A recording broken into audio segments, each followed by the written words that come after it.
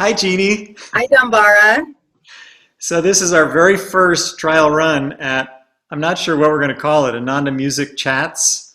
You seemed like a natural to be the first one to have the privilege to talk with, just because I just love the way you sing and the way you direct. Being at the 50th anniversary last year was really super special. So why don't we just go back to earliest memories, things you want to share. We could relate it to music about, like, did you have a musical household?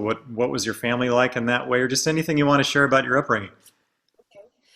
We did have a fairly musical household. My father played the piano by ear, and my mom encouraged us. She sang a little bit, but we were all in the church choir. My father was a minister, so we Okay. all sang in the church choir from, elementary school through high school. I remember we also went to camp in the summers.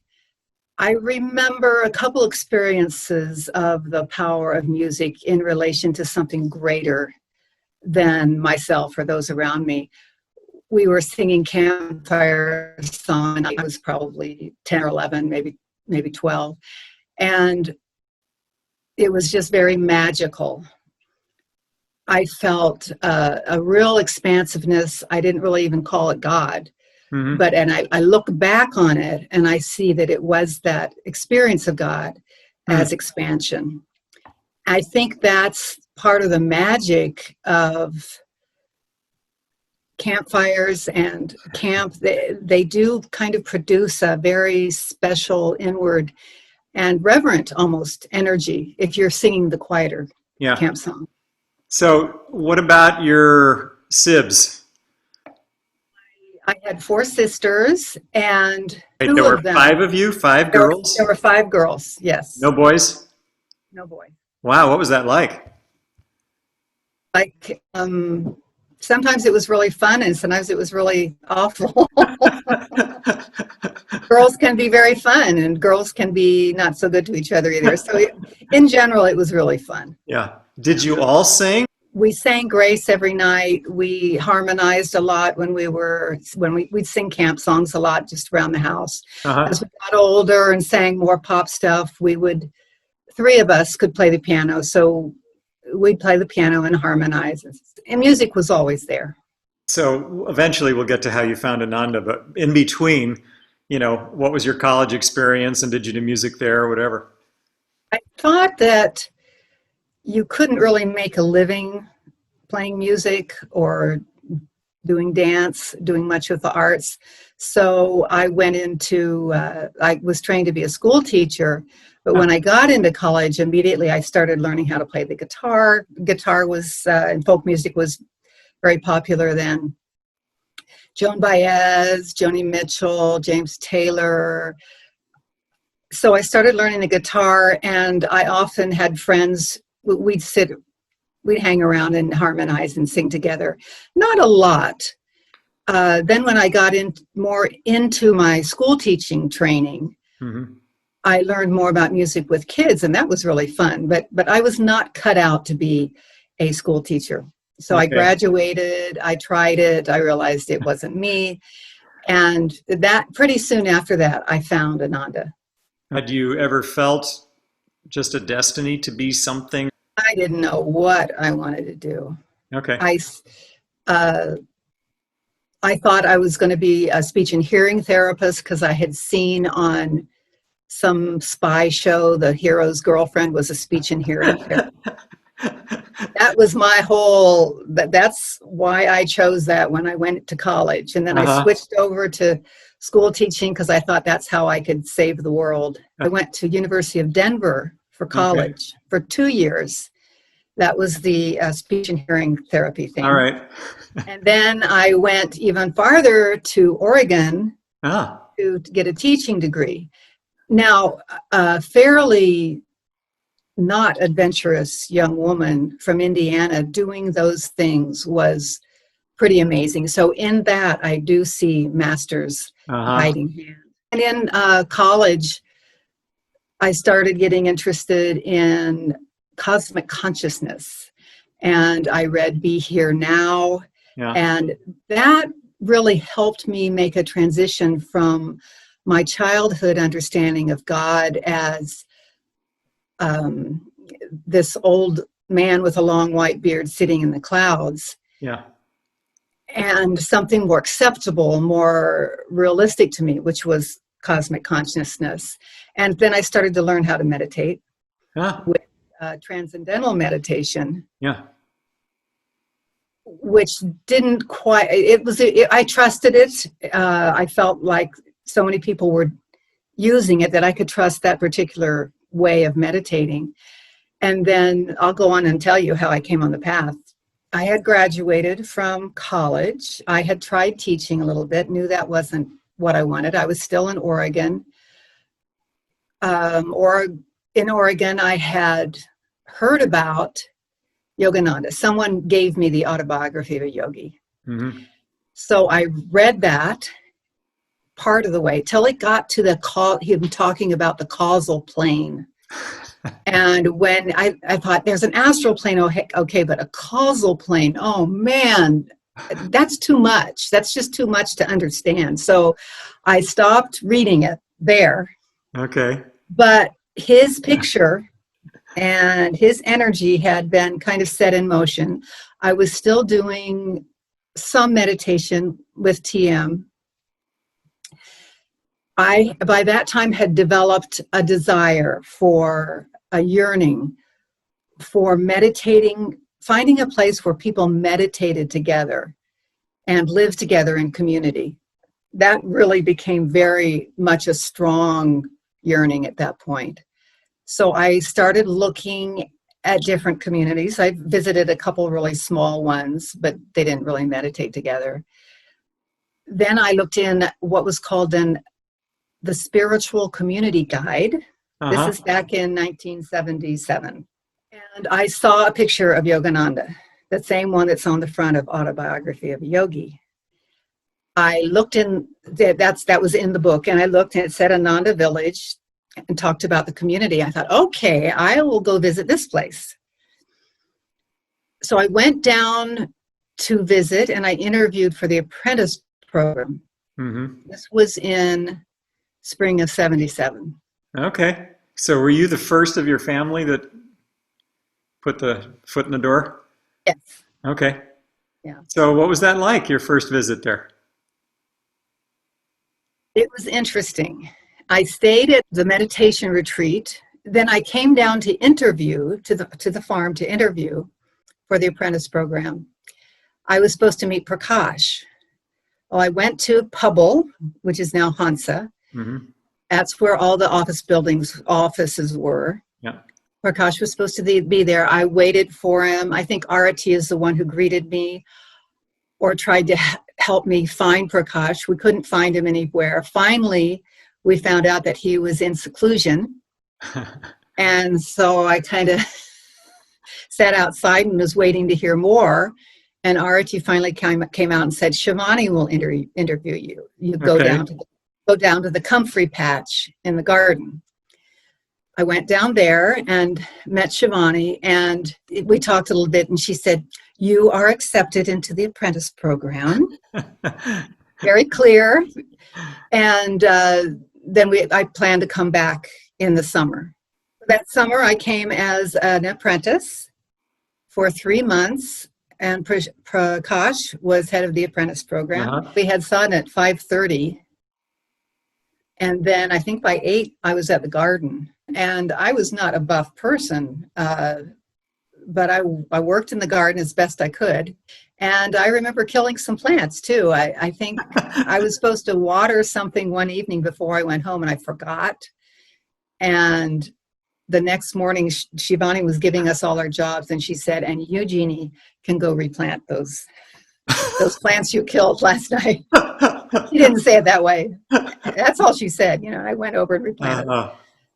But I really learned working under Shivani, I really learned how to focus and how to use my will. I noticed that next winter I went back, and I think I just worked as a waitress or something, but I noticed how focused I was. And I had definitely learned that from working with Shivani and learning how to meditate and energize and do the postures. ended up going to, I met some people who were going to see Sai Baba in India. Okay. I went with them to Huh. the psychic healers in the Philippines, and then to India to see Sai Baba. And we had 3 audiences with him. Huh. So this woman was a long-term devotee. Then I came back, and I had always planned to go back to Ananda again the next summer, and I was going to help Prakash with YT. I think we called it YTTC then. Uh-huh. I did go back, and I did work in the garden also again. And I remember I didn't really know what that visit to India had done for me, or what being with Sai Baba had done for me. I could not digest it and process it. It was so powerful in many ways, but in very subtle ways. However, when I started working in the garden again, I remember being in the tomato patch and standing up and realizing that Master was my guru. Wow. I think all those things, I think the whole last summer and the winter, everything was just slowly settling. And that moment, I realized that Master was truly mine. Wow. And so when and how did Swami fit into all this? What was your first connection with him, or what was the impression of him at that time? I actually did not meet until it may have been the end of 77, or it may have not been till 78. Okay. Because he had just finished the path, and when I first came to Ananda, he wasn't there. So it was Ananda and the people at Ananda who I tuned into in the beginning. Yeah. And when I did meet him, I was tongue-tied. It was the usual thing. I was 26 or something, 27. And then I never spent any personal time with him at that point. He was, he of course gave a lot of Sunday services after he came back, after he was back from taking a break after writing the path. I think it was when I started singing. That's when I really started connecting, because at the beginning I was helping Prakash a lot with YTT, and then I started singing with the Gandharvas a little bit. And I remember at one point I felt I had to decide, am I going to work with postures, the Hatha Yoga, am I going to work with singing? I don't know if this is something I manufactured in my mind or not, but I felt like I needed to make a decision. And I went towards the singing. Okay. And I've never regretted it. No, neither have we. So you mentioned the Gandharvas. Gandharvas I hardly sang with. I did go to a number of rehearsals and sang with them, and I remember it was the usual, you have experienced this, I'm sure, where, why don't you sing this verse, because we need someone else to sing it, and we don't have anyone. And I didn't know the words, I didn't know it very well, but I sang it anyways. So things like that were happening. The rehearsals were pretty wild. There were like 12, 15 very strong people in the rehearsals. My time with the Gandharvas was short because a man named Mark Morgenstern came to the community. And my understanding was that Swami asked him to put together a small touring group of just 5 singers. They wanted him to audition people for what was to become the Ananda Singers. So I remember auditioning for him up above the market. That you go up the stairs and you go under a ceiling, and then there's a room back there. So I think, I don't know how many people he auditioned, but it ended up, the singers were going to be Nirmala, Lakshman, Agni, Trisha, and me. That became then my time to spend time with Swami. Now I'm going to backtrack a little, because after I came back and decided to stay at Ananda, this is fall of 78, January of 79, I asked if I could join the convent the monastery. So Yeah. then I moved over with the nuns, and we got to be in Swami's vibration. We toured around the West Coast. We sang in Ananda Centers, we called them then centers, Mm-hmm. and in New Thought churches, Yeah. mostly. Made a lot of wonderful friends. We'd stay on people's couches or on their floors, usually. Yeah. We never stayed in a hotel. And that was intense. We traveled in one car. We were with each other all the time. Huh. It was intense, and it was also so uplifting. And you could just feel edges being rubbed off, in being with each other and in singing. Yeah. And there's a closeness with those people that never goes away. There's a spiritual connection that is so dear to one's heart, no matter how difficult times could be, and how fun times could be, and how deep times could be. All of these kind of roll into a ball made for an intense connection with all those people that lasts forever. I mean, later we all went our different ways, but I still feel a special connection with all of them. On those tours, were they connected with speaking or speakers at all, or was it just the music only, like concerts everywhere you went? It was music only. Wow. I don't think we ever made any money. This was before the internet, of course. And this is the way you got yourself known. Yeah. Swami had big, as always, get yourselves out there, get yourselves known, get this music out. We didn't know what we were doing, but we were trying to do what he was saying. I remember one time on a TV show, a local TV show, we sang Palm Sunday, and the man asked us about it. We couldn't remember the name of it. We were saying Sing Out Hosanna, and then we were trying to talk about the song. Swami saw that video, and he gave us direction that I think we all remembered for a long time afterward, which is, don't talk about you singing. Talk about what the music can do for other people, what the music can do for their consciousness. And even now, I'm not quite sure where we were coming from. Maybe we were talking about how it was written or something. But he really wanted us to focus on that. Other times, we might do simple things like introduce a song. Some of us were better at it than others. But in general, we didn't say much. It's kind of a nice segue into what would you like us all to know about Swami's music that he shared through you? I've been trying to write down where he talks about music that we don't do anymore, chants that we don't, the different reasons why he would not use those, why we don't harmonize, all that kind of stuff, that just to share what Swami said about it, because they're always hearing from us. So they hear him saying it. Well, you've kind of been in the role for a while of the reference point that people have for That's a good way to put it, Dunbar. I like that.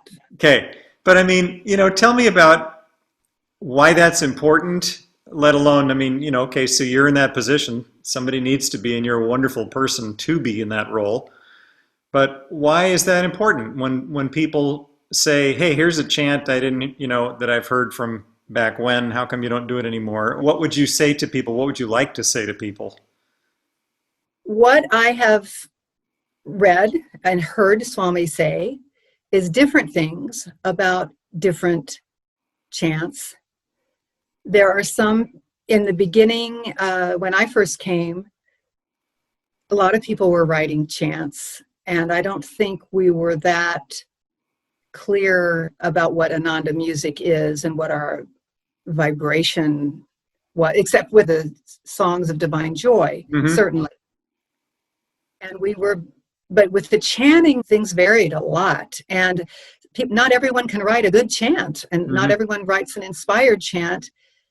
And Swami came along as he wrote more, gave us chants that would truly take us into Master's vibration.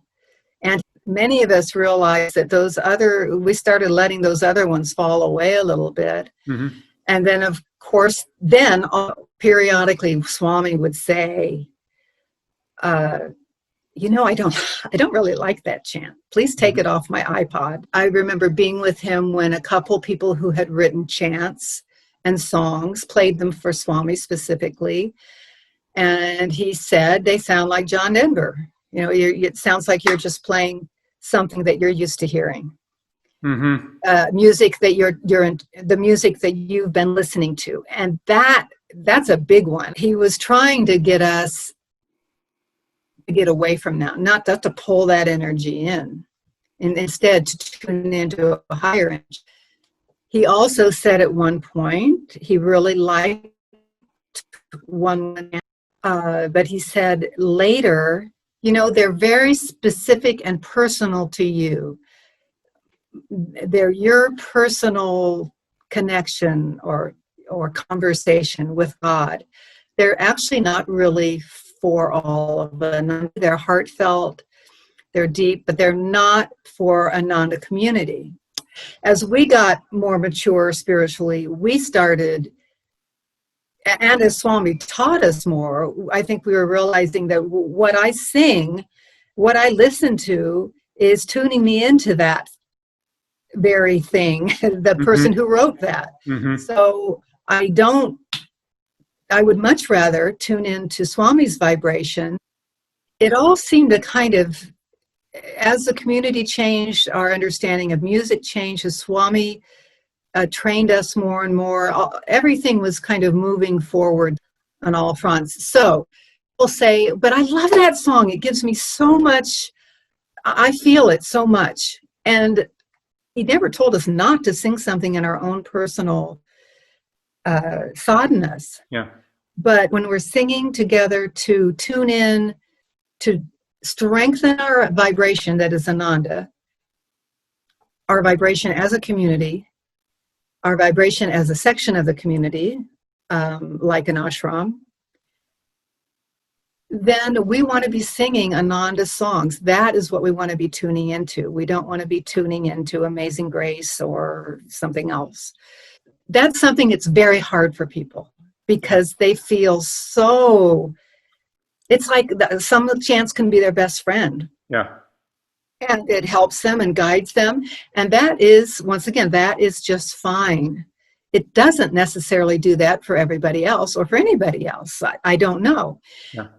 So this is the same thing about harmonizing, is people feel that it sounds so beautiful and it gives me so much energy. When someone is singing harmony, they are creating chords. Yeah. And it's not necessarily, it is often quite distracting for most of the people in the room. There may be some people, and those people are not going to be the ones to tell you that they didn't like it. It'll be the ones who liked it who will tell you. He was very specific about chords, and he didn't necessarily like all the chords that people used for chants. He actually talked about that in his letter, Thoughts on Chanting. When we sang, my sister and Uma McFarlane and I used to do sing songs from the 1940s. We called ourselves the Ananda Sisters. People would say, you should go professional. You should be on Prairie Home Companion. You should do this. You should do that. If I listened to all those people, I wouldn't even be here. But I knew that the majority of the people and Swami were not thinking that way. So it can be confusing when you get feedback about things.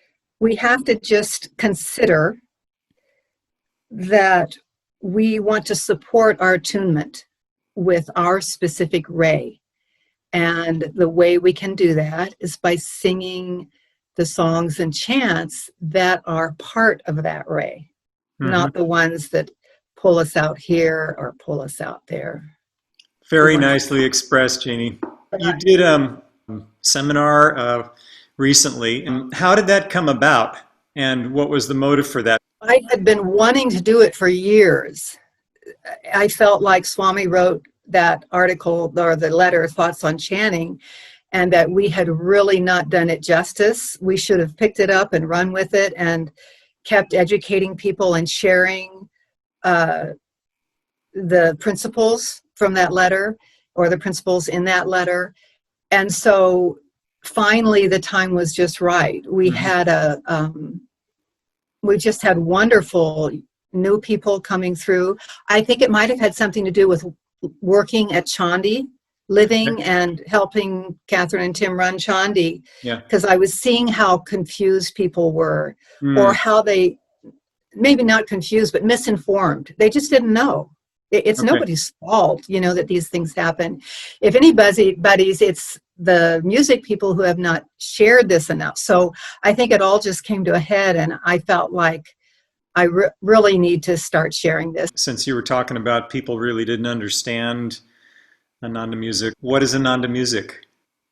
I see this ray in the center of the universe coming out through Master and through Swami. And I see Swami's music as one section of that ray. And if we tune into it, we get taken right back up to Om, to the top again.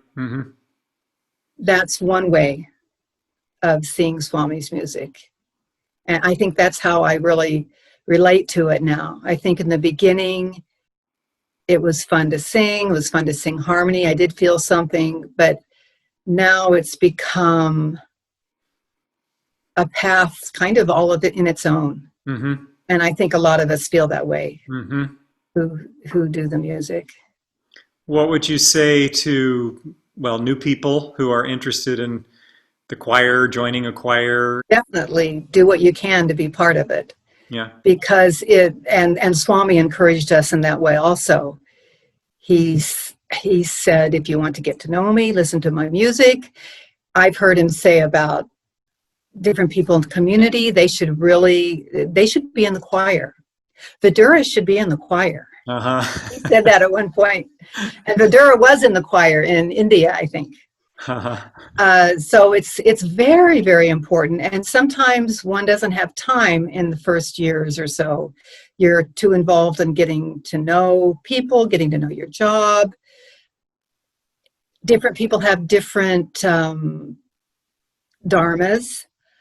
But even spending a little time with the music sets you up for years and years of appreciating it, because then you've always got albums you can listen to. You can always sing in a Christmas choir or the 50th anniversary choir or something like that. And chanting, learning how to chant and learning how to chant correctly. Oh man, that's a wonderful way of attuning. What would you like to share with future generations, or people coming to Ananda, or people out there right now that need Ananda's vibe? The music to keep yourself in tune and to inspire yourself is very, very important. We have so much Ananda music now that we can have it playing in the background while we're working, when we're relaxing. We can sit and very much listen to it and tune into it. The more, it's such an easy way to keep ourselves surrounded by Swami's vibration and Master's vibration. Singing it, chanting, these are all ways, easy ways to keep us in tune and keep us strong. Especially now, we also need silence. We very much need silence. At the same time, we can't always be in silence. So it's kind of an alternative for silence. Silence and music, silence and music. And the music becomes silence. And the silence becomes music in a very subtle way. So I guess that's what I would say. Great. Thank you, Jeannie G.